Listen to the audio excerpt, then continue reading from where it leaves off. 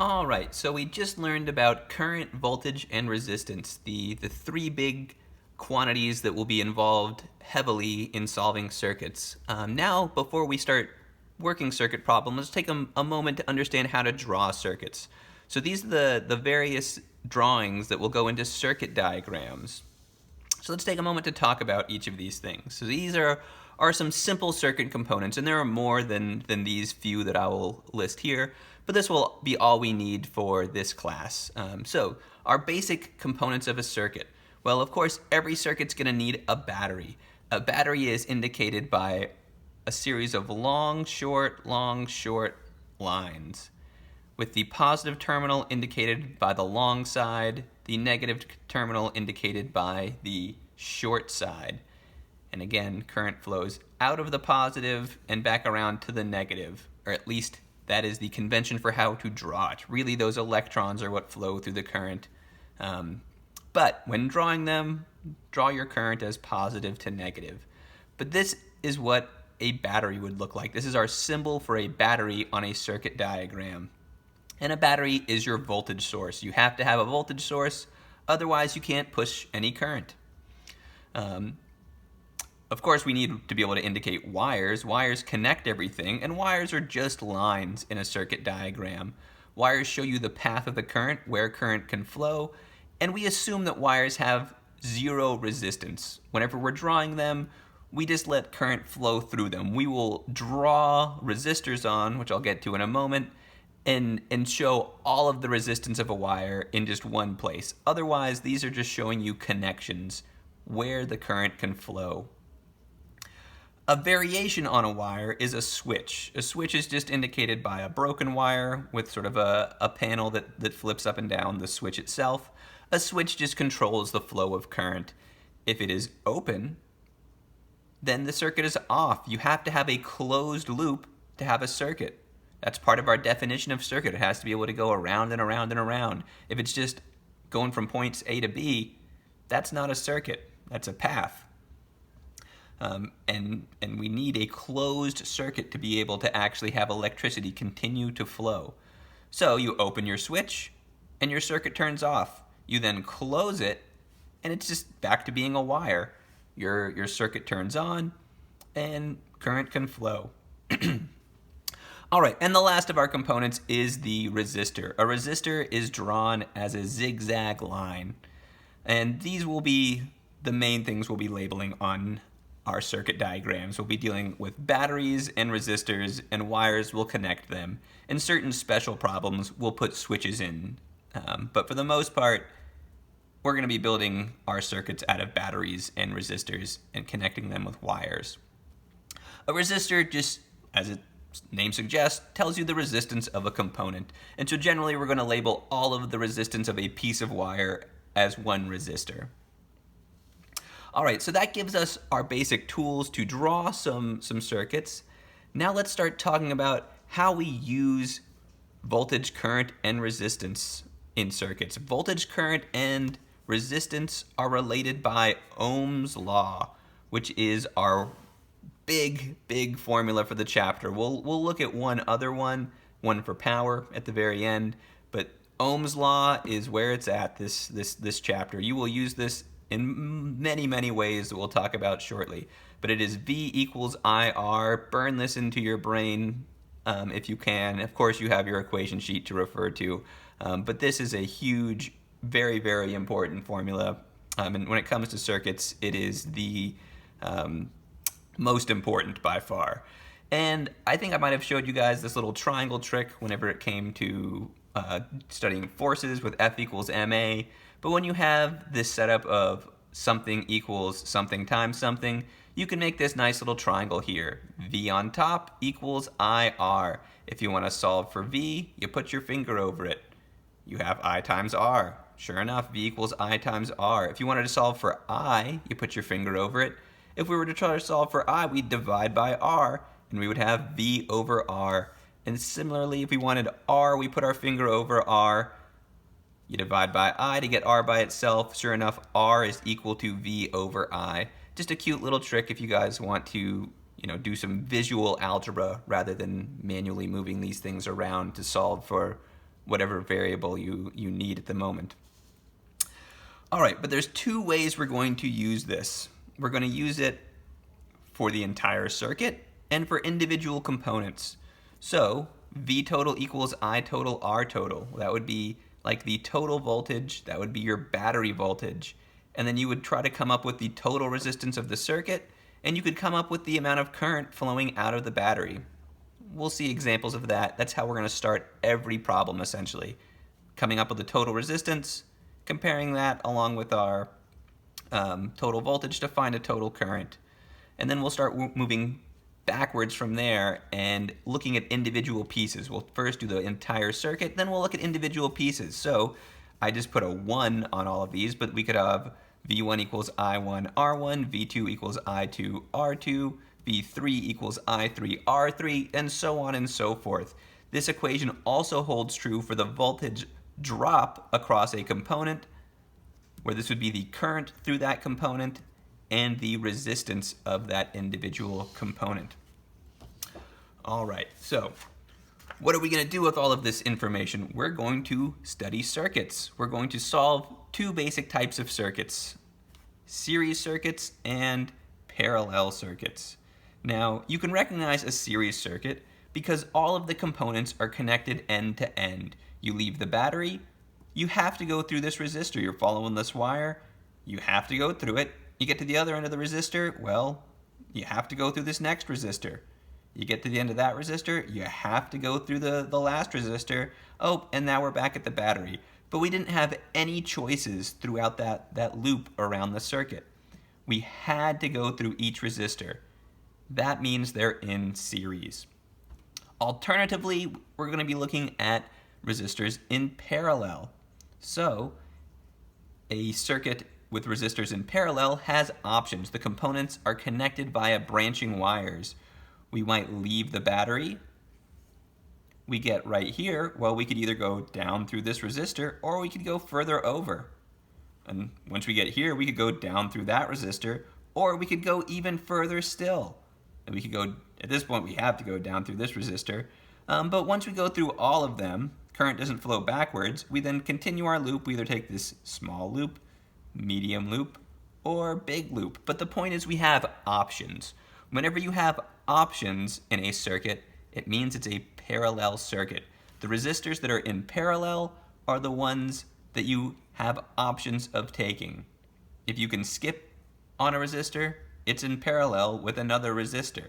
So if we take this inside branch, well, we skipped these two outside branches. Clearly, they must be in parallel with one another. So that's the basic idea between these two types of circuits. Now, there's also a series of rules that go along with these two different types of circuits. So we have special rules for each type, and they have their meanings. I'll try to explain those briefly. First, current is the same for components that are connected in series.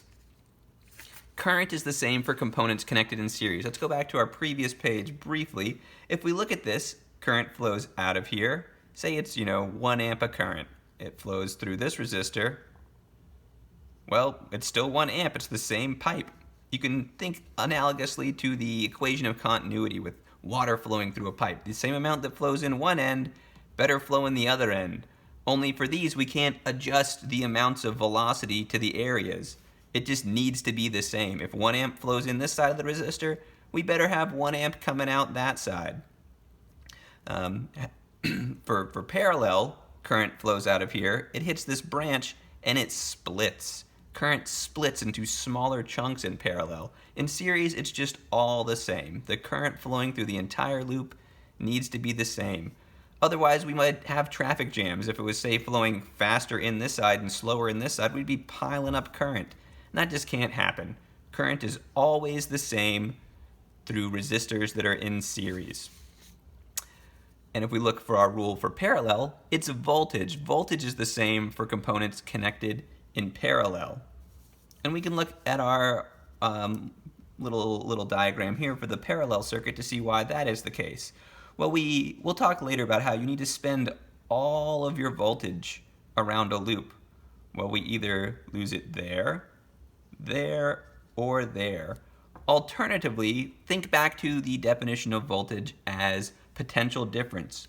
If we wanted to check what the potential was on this side, and then what the potential is on that side, well, really, we haven't crossed the resistor yet.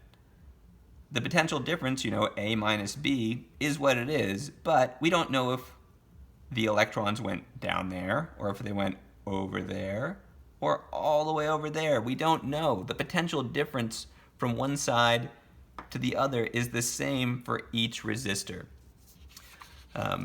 So just once again, what you guys need to remember are these two simple rules.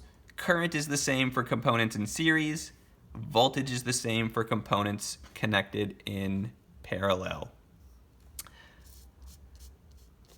All right, additionally, we can simplify circuits by combining resistors. And resistors combine differently in series versus in parallel. So there's two different rules for combining resistors. In series, it's very straightforward. If you've got a bunch of resistors lined up in series, the total resistance is just the sum of all the resistors. So here I've listed 3, but I've had the ellipses here, ... It could be as many as possible. I'm probably not going to give you guys circuits with more than, say, 3 resistors that I actually want you to do something with. There's a homework problem with something like 5 or 6 resistors. But that one's a little unique. It just has you combine the resistors. It doesn't ask you for current or voltage. In general, I'll probably limit it to 3 or so problems, especially on the test. But anyway, back to the point here. Combining resistors in series is very straightforward. You just add them all up. Parallel is where it gets tricky. Resistors in parallel combine in such a way that 1 over the total resistance is the sum of 1 over all the individual resistances. That is, if you had 3 resistors in parallel, 1 over the total resistance is 1 over R1 plus 1 over R2 plus 1 over R3, and so on. So let's look at an example of this, because this is something I want to make sure you guys understand very clearly. So here is an example of a series circuit. We know it's series because we come out of the battery and we have to go through all the resistors. We have no options. And so I've labeled just a generic voltage. We don't need the voltage to compute the total resistance. And I've got 3 resistors, R1, R2, and R3, and I made them all have a resistance of 2 ohms. So if we want the total resistance for series, it is just adding them all up. R1 plus R2 plus R3, that is 2 ohms plus 2 ohms plus 2 ohms for a total resistance of 6 ohms. And we can actually redraw our circuit in a much simpler way. We can collapse all of those resistors into one single equivalent or total resistor.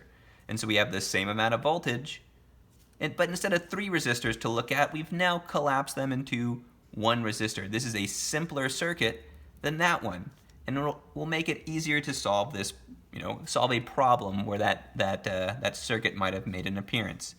Now let's consider a parallel circuit. So here's our parallel circuit. We have a voltage here, the battery. Current would leave the battery, get here. It can either go across R1, or it can go further across R2, or even further yet and go through R3. It has options though, which means we can recognize this as a parallel circuit. Well, since it's a parallel circuit, 1 over the total resistance equals 1 over R1 plus 1 over R2 plus 1 over R3, which is 1 over 2 ohms plus 1 over 2 ohms plus 1 over 2 ohms. And that equals 3 over 2 ohms. To refresh you on adding fractions, you need a common denominator. Conveniently, we have one here, 2 ohms. Then you keep the common denominator, you add directly across the top. But I know some of you guys probably aren't comfortable adding fractions. Even the ones of you who are comfortable adding fractions, it's always the best bet to let your calculator do the work for you to make sure it's done right.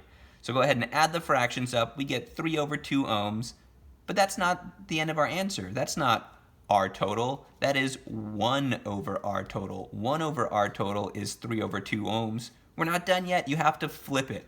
So once you add your fractions in your calculator, for parallel, you must flip that final answer. You flip 1 over R total, it becomes R total over 1. You flip 3 over 2 ohms, it becomes 2 ohms over 3, which is 2/3 of an ohm, or 0.67 ohms. So we have simplified this parallel circuit into this one. We have one battery still with a voltage V, and now instead of 3 resistors, 1 resistor with a total resistance of 0.67 ohms. And why would we do this? Well, this is how you're going to start off almost every problem in Chapter 11. Once you know your total resistance, you generally know the voltage, you know the amount on the battery you have it hooked up to. Well, if you know R total and V total, you can find I total. I total is V total over R total. This is applying V equals IR, applying Ohm's law for the entire circuit. And that is how we'll start most of these problems. We'll start by combining our resistors until we've simplified it to a single resistor. And then once we've got that, we'll come up with the current. And then, as I said, we'll start working backwards and looking at specific resistors from that point. All right, so I think that's a decent place to stop. We'll take a little pause there, and I will cover the last couple of rules for circuits before we look at some examples.